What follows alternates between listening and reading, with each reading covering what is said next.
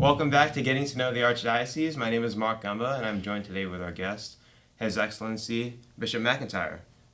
Bishop McIntyre is an auxiliary of the Archdiocese of Philadelphia, and in this segment, we hope to get to know him a little bit better, kind of shed some spotlight on what he does in the diocese for us all, and hopefully going forward, we'll get to meet the other auxiliaries and get to know them as well. Thank you for joining us, Bishop. You're welcome, Mark. Thank you. So, just to start off, for people who don't know you, or might not know you that well, what is your role in the Archdiocese as an auxiliary bishop? We had Bishop Senior on in the show a couple weeks ago, and he kind of explained his job. But as for you, what is your role? Sure. With any of the auxiliaries, our primary responsibility is, like any other bishop, to proclaim the gospel. So, as auxiliaries, we assist Archbishop Perez in his role as the ordinary, as the chief shepherd of this local church of the Archdiocese of Philadelphia. So with regards to that, I have some pastoral responsibilities. So I'm responsible for a region of the Archdiocese for the parishes in Chester County and Delaware County. So your home parish is Our Lady of Rosary in Coatesville in beautiful Chester County. So I'm responsible for the parishes in those two areas, and to assist in any way I can with the priests, the deacons, and the other individuals who minister in our parishes. I have the great help of 4 different deans. The region is divided into 4 different deaneries. They're pastors of parishes in those areas, and they're a huge help to me in terms of meeting the needs or addressing concerns or problems as they arise in the region. So each Sunday I go to a different parish in my region to celebrate Mass, and then once we get fully out of COVID, usually there's a reception afterwards, so I have a chance to meet the people of the parish and interact with them, talk with them. In terms of internal responsibilities, I have responsibility for the Secretariat for Evangelization and the Secretariat for Catholic Human Services. So the Secretariat for Evangelization involves offices that are in a particular way geared towards our parishes. So the Office for Black Catholics, Hispanic Catholics, our Office for the Pastoral Care of Migrants and Refugees, the office that reaches out to and cares for persons with disabilities, our Respect Life and Family Office, our Office for the New Evangelization. So they're really geared towards our service of our parishes in a particular way, and interact with them a lot. So again, I'm assisted with some great men and women who are the directors of those offices. So we meet on a regular basis to plan, what will happen during the year, for them to give me updates as to how things are going, et cetera, et cetera. Then I'm also responsible for the Secretary for Catholic Human Services. So there are works of mercy and charity, our outreach to the poor, to those who are in need. And it is divided into 6 different areas. So, for example, one of them is our outreach to youth who are at risk, as the social workers will say.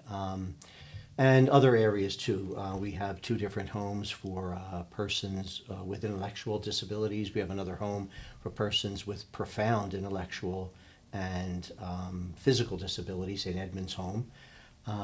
So it's a whole array of outreach to those who are in need. Everybody seems to be familiar with St. John's Hospice, which feeds about 350 men every day for lunch. And at that same site, we run the Good Shepherd program, which allows men to get off the street, get a job, and then eventually get on their own 2 feet with an apartment and make their way into the world, so to speak, and get off the streets. And again, a whole other host of services or outreach we have to those who are poor. So those are my responsibilities. That's a lot of wonderful work that you're involved with, Bishop. So I guess with all those responsibilities, I assume you'd have a handful of meetings in a day. You said you go to different parishes on Sundays. Mm-hmm. So what does a typical day look like for you then? Is it just meetings basically throughout the morning through the afternoon, and then you go back to where you're staying, or what does the day look like?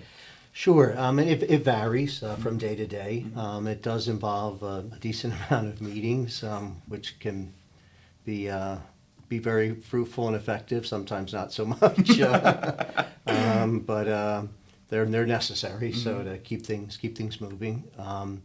Let's take, for example, Tuesday. Tuesday is set aside to meet with the Archbishop. So every Tuesday from 9:30 to around 2 or 2:30, we meet with him to go over various issues. After that, I might have another meeting or two, or I might have something out in a parish. I might have a confirmation, for example.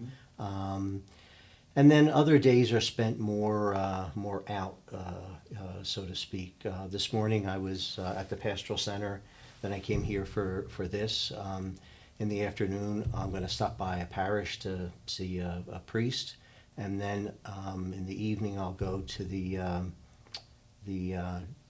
annual dinner for the Office for the Pontifical Mission Society. So they have an annual fundraising dinner to assist their efforts to help the missions. Oh, that's good. That's good. So I guess with all that stuff going on, like what do you do in your free time? I know you joined us for Biking for Vacations several years now, so I know you're a cyclist. So aside from that, do you have anything else that you would do in a day to kind of just relax? Do you like to read? Obviously you cycle a little bit. Yeah. Sure, thank you. Yeah, I enjoy getting out with a friend or friends to bike if the weather's good, or to walk. If I have a chance to go on my day off down to the beach, I enjoy that. I love the ocean. It's very peaceful and calming and renewing. I like to read. It's nice to get together with friends to go out to dinner. I have friends that I've made in my 2 previous parish assignments that I've kept in touch with, and we'll get together throughout the year. So different things like that. That's good. That's good. So I saw you've been a bishop now for going on over 10 years at this point. Yes. Yeah. Yes. So what is there any memorable moments in that time that you've made? Any funny stories that you have have encountered in your time as a bishop? Sure. I would say the most memorable thing, and it's ordinary, is going to a parish, either for a Sunday visit or to celebrate the sacrament of confirmation, or maybe for a special occasion like the anniversary of a parish's founding, and just being able to spend time at the parish with the priests of the parish, with the people of the parish. That's probably one of the most memorable things for me over the years. At this point, I've cycled through my region probably 3 or 4 times with each parish. So you get to know people in the parish. So that's a great part of it. One of the things I miss about being in a parish full time is the fact that you do kind of get embedded in the life of the people. They take you into their families, their homes, and you get to know them and can help them along the way. Yeah, that's great. I remember multiple times over the years I've seen you at Our Lady of the Rosary on your parish visits, and I remember fondly those times that you would come out. It's good. I guess, how have you seen God's grace kind of work through your life in this time as a bishop then? You kind of mentioned it's different being in a parish. How have you seen God's grace kind of work through you in this journey now that you're a bishop in the Archdiocese? Thank you. Thanks. I would say in a couple ways. Someday you'll discover when you're ordained a priest, God willing, the grace is given to you on the day of your ordination. The gift is given, but it has to unfold in your life. You have to allow the grace to kind of take hold of you and affect you. So the same thing with being ordained bishop. You have to allow that grace to unfold in your life and to form and shape and guide your life and your ministry. So just that fact alone of just seeing it unfold many times, most of the times, through the different experiences I've had in terms of, again, being with people in parishes, visiting the parish, or dealing with problems that arise in a parish, sometimes caused by conflicts between different groups in the parish, or sometimes even caused perhaps by a priest who's at the parish.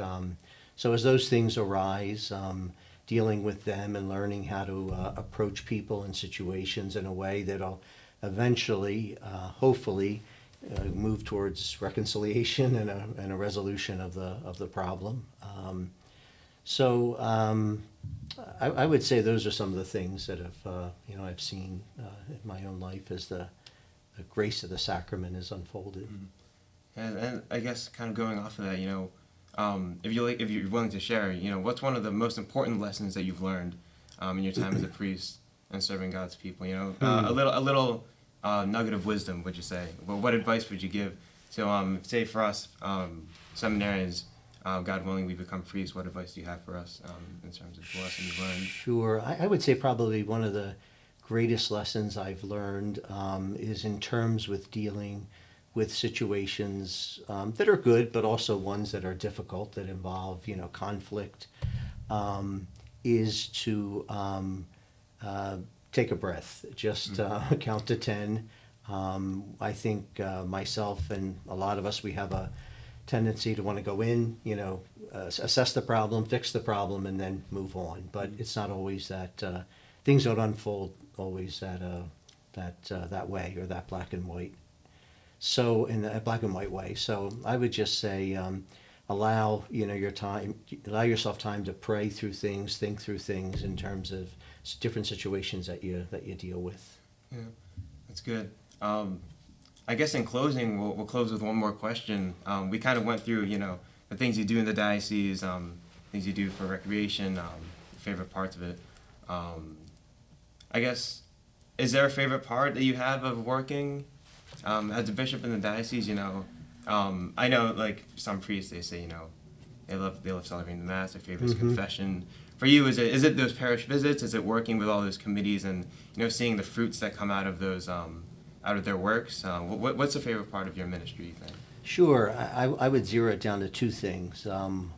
One are those visits to parishes, but in a particular way, celebrating Mass for the people of the parish. Pope St. John Paul II was asked when he was named Pope and was Pope for a while, given all the different responsibilities that he had, what was the most significant thing or his, most special part of his ministry. And he said to do what every Catholic priest does every single day, and that's to offer Mass.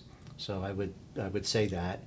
And then I think the other thing is, and especially with our works of mercy and charity with Catholic Human Services, to see the manner in which those ways in which we serve help people rebound. They get a second chance. They have a chance at redemption. Their lives may have bottomed out, and they may have never thought they would wind up homeless and on the streets or addicted to drugs or alcohol or anything along those lines. But to see those ways that we serve give people, a chance at redemption, a second chance, is certainly a beautiful thing. It certainly is. Yes, it is. Well, thank you, Bishop McIntyre, for being with us today. You're welcome.